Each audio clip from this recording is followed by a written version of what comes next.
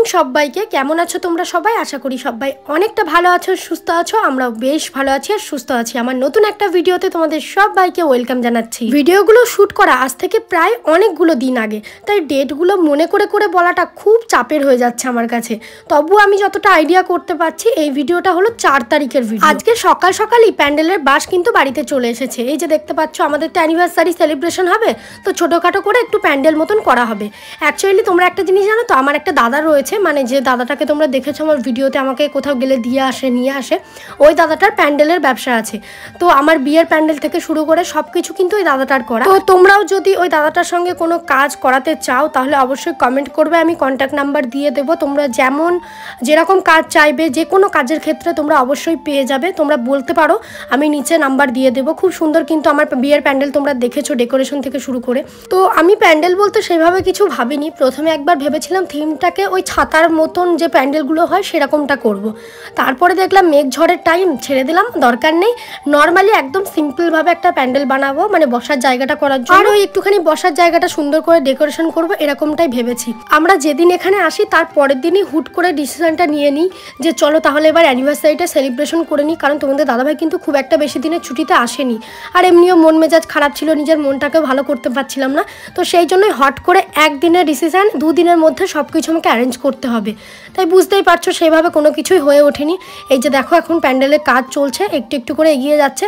আর কালকে কিন্তু আমাদের অ্যানিভার্সারি সেলিব্রেশন হবে, তো আজকের মধ্যে সব কিছু অ্যারেঞ্জ করতে হবে। এখনও মানে কেনাকাটা থেকে শুরু করে সব কিছু বাকি। তো আমি এখন ঝটপট লেগে পড়েছি ঘরটাকে একটুখানি গোছানোর জন্য। সেইভাবে কাউকে ইনভিটেশন নেই, মানে নিজেদের মধ্যেই আর কি বলা হয়েছে। তো জানি না কতজন কি আসবে না আসবে। আর এদিকে দেখো, ঘরগুলো এত অগোছালো হয়েছিল। তো আমার সব থেকে অপছন্দের জিনিস হচ্ছে ঘর অগোছালোটা, আমি একদমই দেখতে পারি না। তার জন্য দেখো যেটুকুনি টাইম বার করতে পেরেছি, এর মধ্যে এখন লেগে পড়েছি ঘরটাকে একটুখানি গুছিয়ে রাখার জন্য। আর আমাদের বাড়িতে অনুষ্ঠান লাগার আগেই তো আমরা সবাই কম বেশি ঘর গোছাই, কিন্তু আমরা এটা জানি অনুষ্ঠান স্টার্ট হলে সেই ঘর গোছানো আর ঘর গোছানো থাকে না। কোথাকার জিনিস যে কোথায় চলে যায় আমরা নিজেরাও জানি না। আমার বিয়ের টাইমেও সেম হয়েছে। আমরা মেয়েরা বিয়ের আগে থেকেও বা বিয়ের পরেও একটা সুন্দর সাজানো গোছানো সংসারের স্বপ্ন দেখি। সেই সংসারটা সে নিজের হাতে গোছাবে, মানে রান্নাঘর হবে একটা খুব সুন্দর, সবাই মিলে একসঙ্গে থাকবো, কত একটা সুখের জীবন আমরা প্রত্যেক মেয়ে চাই। আমি জানি না আমি কথাটা কতটা ঠিক বলছি, হয়তো তার মধ্যে কিছু মানুষ ব্যতিক্রম থাকে, কিন্তু সব মেয়ে তো সমান হয় না, তাই না? তো আমরাও সবাই, মানে সেই আমরার মধ্যে কিন্তু আমিও পড়ি, এরকমই স্বপ্ন নিয়ে বিয়ে করা, শ্বশুরবাড়ি যাওয়া। কিন্তু কোনো মেয়েই চায় না গিয়ে শ্বশুরবাড়ির পরিবেশটা এমন হোক যেখানে তার মানে 1 সেকেন্ডও মনে হয় না থাকি। তো সেরকমই ঘটনা আমার সঙ্গে ঘটেছে। আমি জানি না ওই পরিবেশটা কবে আমার জন্য শান্তিময় বা শান্তিপূর্ণ হয়ে উঠবে। হয়তো অনেকটা পথ এখনও অতিক্রম করা বাকি। তোমাদের কমেন্টগুলো আমি সবার পড়েছি, বিশ্বাস করো তোমাদের কমেন্ট পড়ে আমার চোখে জল। যে শুধুমাত্র আমি একা না, হাজার হাজার মেয়ের সঙ্গে সেম ঘটনা, সবার সেম কমেন্ট। মানে এই জিনিসটা যে কতটা পেইনফুল একটা মেয়ের জন্য ভাবতেও অবাক লাগে যে আমরা 2024-এ আছি, নিজেদেরকে এতটা মডার্ন বলি, কিন্তু দেখো আমাদের মেয়েদের লাইফটা সেই এক জায়গাতে গিয়েই আটকে রয়েছে। দেখো, একটা ভুল আমার রয়েছে অবশ্যই, আমি বলবো হ্যাঁ দোষ আমার, যে আমি সবাইকে ভালো প্রমাণ করে গেছি আগাগোড়ায়। কারণ আমি কখনো চাইনি সোশ্যাল মিডিয়ায় আমার সঙ্গে যেগুলো হচ্ছে আমি শেয়ার করব, বা কষ্ট পেলেও চলো ঠিক আছে, আজকে ঠিক হয়ে যাবে, কালকে ঠিক হয়ে যাবে। আমরা মেয়েরা না, একটা পুরুষ সব থেকে বেশি শারীরিক দিক থেকে শক্তিশালী হয়, কিন্তু সব থেকে বেশি সহ্য ক্ষমতা থাকে একটা মেয়ের মাঝে। সেই জন্য বোধহয় একটা মেয়েই মা হতে পারে। কারণ কি বলতো, আমরা মেয়েরা অনেকটা সহ্য করি, সহ্য করতে করতে একটা টাইম পর যখন গিয়ে আমরা সহ্য করতে পারি না, তখন গিয়ে কিন্তু আমরা সবটা প্রকাশ করি। একটা জিনিস দেখবে, যে মেয়েটার সঙ্গে টর্চার হয় দিনের পর দিন, সে কিন্তু প্রথমেই বলে না তার বাড়িতে, সহ্য করতে করতে একটা টাইম পর তার ফ্যামিলিতে জানায়। ঠিক সেম ঘটনা, আমি ভেবেছিলাম হয়তো সব কিছু সময়ের সঙ্গে সঙ্গে চেঞ্জ হয়ে যাবে, বা জিনিসটা যখন আমার পর্যন্ত সীমাবদ্ধ ছিল তখন পর্যন্ত আমি কাউকে কিছুই বলিনি।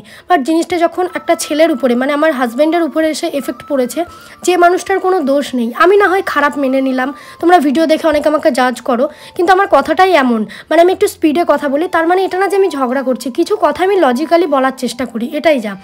তো সেই মানুষটার উপরেও যখন কষ্ট পড়েছে তখনই আমি শুধুমাত্র সোশ্যাল মিডিয়ায় জানিয়েছি। আমি কিন্তু বরাবর আমার আগেকার ভিডিও চেক করবে, তাদেরকে ভালো প্রমাণ করে গেছি। তোমরা আমাকে অনেকে বলেছে যে দিদিভাই কটা দিন যাক তারপরে বুঝবে। তোমাদেরকে আমি এটাই বলতাম যে যখন বুঝবো তখন আমি তোমাদের সঙ্গে নিশ্চয়ই শেয়ার করব। আমাদের প্রত্যেকটা মেয়েদের শ্বশুরবাড়ির লোকেদের একটাই প্রবলেম থাকে, বা যে কোনো মেয়ের শ্বশুরবাড়ির লোকের এটাই চিন্তাধারা থাকে, কিছু কিছু মানুষ বাদ দিয়ে হাতে গোনা, যে বিয়ের পর নাকি ছেলে পর হয়ে যায়, এটাই ধারণা।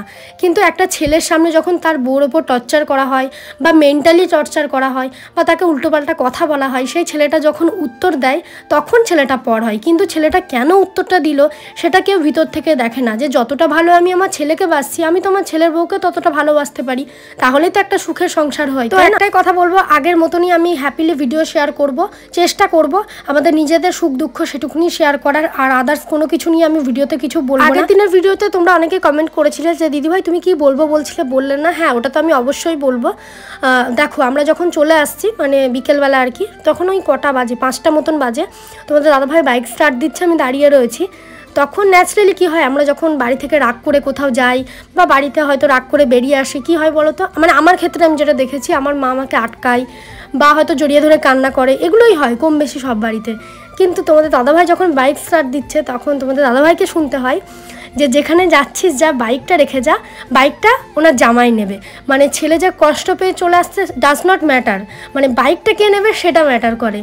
তো এতটা কষ্ট পেয়েছে তোমাদের দাদাভাই, তার জন্য বাকি দিনগুলো আর বাড়িতে যায়নি। আমার কষ্টটা কোন জায়গায় জানো তো, যে ছেলে এত ভালোবাসে তার বাড়ির লোককে, তাকে সবাই এতটা কষ্ট দিল, এটাই হচ্ছে আমার সব থেকে কষ্টের জায়গা। তো এগুলো বলে বা ভেবে আর নিজের মনটাকে খারাপ করব না, কারণ এই টাইমটা আমরা যখন পার করেছি প্রচুর কষ্ট পেয়েছি, প্রচুর।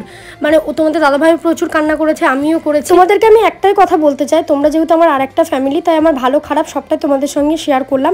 তবে এই জিনিসটা এখানেই স্টপ হবে।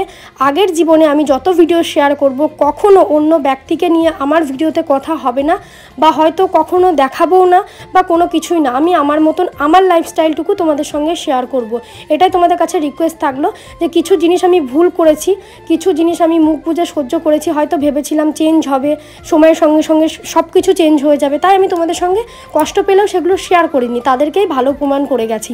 কিন্তু যখন সেটা শুধরাবার না, তাই আজকে আমি তোমাদের সঙ্গে বললাম। তাই একটা জিনিসই তোমাদেরকে বলবো, যে জীবনে আমাদেরকে এখনও অনেক দূর এগোতে হবে। যারা আমাকে আনলাকি বলেছে বা আমার হাজব্যান্ডের সঙ্গে আমাকে মানে আমি যে খারাপ এগুলো প্রমাণ করেছে, একদিন তাদেরকে এই উত্তরগুলো দেওয়ার আছে, প্রচুর উত্তর দেওয়ার আছে, অনেক কিছু করার আছে জীবনে। শুধু তোমরা পাশে থেকো, জীবনে আমাদের দুজনকে অনেকটা পথ চলতে হবে, কারণ সময় আমাদেরকে আজকে চোখ খুলিয়ে দিয়েছে। তো একটাই কথা বলবো, আজকের পর থেকে ভিডিওতে আর কোনো কিছু নিয়ে মানে শুধুমাত্র আমি আমার লাইফস্টাইলটুকু তোমাদের সঙ্গে শেয়ার করব। আমরা জীবনে আগে কি করছি, আগে কি ডিসিশন নিচ্ছি, কিভাবে আমাদের জীবনটা কাটাচ্ছি, সেই সব কিছু আমি তোমাদের সঙ্গে তুলে ধরবো। কিন্তু তোমরা প্লিজ ওইটুকুনি নিয়ে সন্তুষ্ট থেকো, মানে আদার্স আর কাউকে নিয়ে কোনো কিচ্ছু বলবে না। কে ভালো কে খারাপ সেগুলো সময় বলে দেবে, বাস আমিও খারাপ হতে পারি, সেগুলো সবটা সময়ের উপর ছেড়ে দাও। তোমাদের সঙ্গে আমি কিছু জিনিস ক্লিয়ার করলাম, আমার মনে হলো তোমাদেরও জানার সেটা রাইট রয়েছে, যেহেতু তোমরা সেই প্রথম দিন থেকে আমার ভিডিও দেখছো, সেই জন্য সবটা ক্লিয়ার করা। শুধু তোমাদেরকে আমি একটা কথাই বলতে পারি, আমাদের দুজনকে জীবনে অনেক কিছু করতে হবে, শুধু একে অপরের পাশে থেকে যাব, আর জীবনের সব কিছুর উত্তর একদিন আমাদের সময় দেবে। যাই হোক, এবার চলো ভিডিওতে ফিরে আসা যাক। দেখতে পেলে ঘরটরগুলো সব পরিষ্কার করলাম, আর তারপরে এত গরম লেগে গেছিলো, তোমাদের দাদাভাই একটা তরমুজ নিয়ে এসেছে, তো সেটাই বসে বসে খাচ্ছিলাম দুজন মিলে। অর্ধেকটা আমরা দুজনই নিয়ে নিয়েছি, আর অর্ধেকটা রয়েছে। পিছনে দেখতে পাচ্ছ প্যান্ডেলের কাজ কিন্তু কমপ্লিট হয়ে গেছে, জাস্ট ওই সামনের টুকুই হয়েছে। আর খাওয়ার যেখানে রান্না বান্না হবে, খাওয়ার জায়গাটা ছোট্ট একটু পেপার দিয়ে ঘেরা হয়েছে। আর এইদিকে দেখো আমি স্নান টান সেরে নিয়েছি, আজকে স্নান করতে অনেকটা বেলা চলে গেছে। দুটো ঘর পরিষ্কার করেছি, মানে ধুলো টুলো ছিল সেগুলো সব মুছে ক্লিন করেছি। এবার আমি যাব পার্লারে। আমার আইব্রোটা দেখেছো, লাস্ট 3-4 মাস হয়ে গেলে আমি আইব্রো সেট করিনি, যাওয়াই হয় না, নিজের জন্য সময়ই পাই না। তো আজকে বিকেলবেলা যাবো, আর তোমাদের দাদাভাই আর আমার একটা দাদা চলে যাবে বাজারে, যেহেতু কালকে খাবার দাবারের ব্যবস্থা করতে হবে।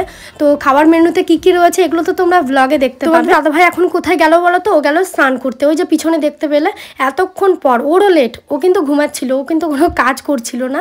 তো যাই হোক, এইদিকে দেখো তোমাদেরকে আমি দেখাচ্ছি, প্যান্ডেলটা পুরো কমপ্লিট হয়ে গেছে। আর আমার পিছনের ওই জায়গাটাই হবে একটুখানি আমাদের বসার জায়গা, সেটা কালকে হবে, মানে ফুলের কাজটা কালকে হবে। আমার সেগুলোকেও বায়না দেওয়া হয়ে গেছে, কোনটায় কি খরচ হয়েছে সেই সবটা আমি তোমাদেরকে বলবো। আর তোমরা শাড়িটার ব্যাপারে প্রচুর কমেন্ট করেছো, নেক্সট ভিডিও কিন্তু শাড়ির ওই ভিডিওটাই আসবে, কোথা থেকে কিনেছি বা কি ডিটেলস সবটা তোমাদেরকে আমি নেক্সট ভিডিওতে দেখিয়ে দেবো। তো চলো এবার রেডি সেডি হয়ে নেব, এবার যাব হচ্ছে একটু পার্লারে যেতে হবে। জাস্ট কিছু করব না, আইব্রোটাকে জাস্ট সেট করব, আমার আর কিছু দরকারও নেই। আর এই যে দেখো রুমগুলোকে ক্লিন করার পর কতটা ফ্রেশ লাগছে, এগুলো সব অগোছালো হয়েছিল, আর এগুলো তো আমারই পরিষ্কার করার দায়িত্ব থাকে। আজকে কিন্তু আমি আর একটা ভিডিও শ্যুট করব, সেটা ইভিনিং থেকে। এখন 5টা মতন বাজে, আর ভিডিওটা খুব একটা বেশি বড় করব না, আর এরপর থেকে আরেকটা ভিডিও আমি নিয়ে আসবো। তো চলো এই ভিডিওটা আমি এখানে শেষ করে দিচ্ছি। ভিডিওটা ভালো লাগলে অবশ্যই একটা লাইক করে দিও, কমেন্ট করো আর চ্যানেলটা সাবস্ক্রাইব করো। হ্যাঁ অবশ্যই কিন্তু নেক্সট ভিডিওগুলো কেউ মিস করো না, কারণ ধামাকা ধামাকা ভিডিও আসছে পরপর। তো চলো আজকের মতন টাটা।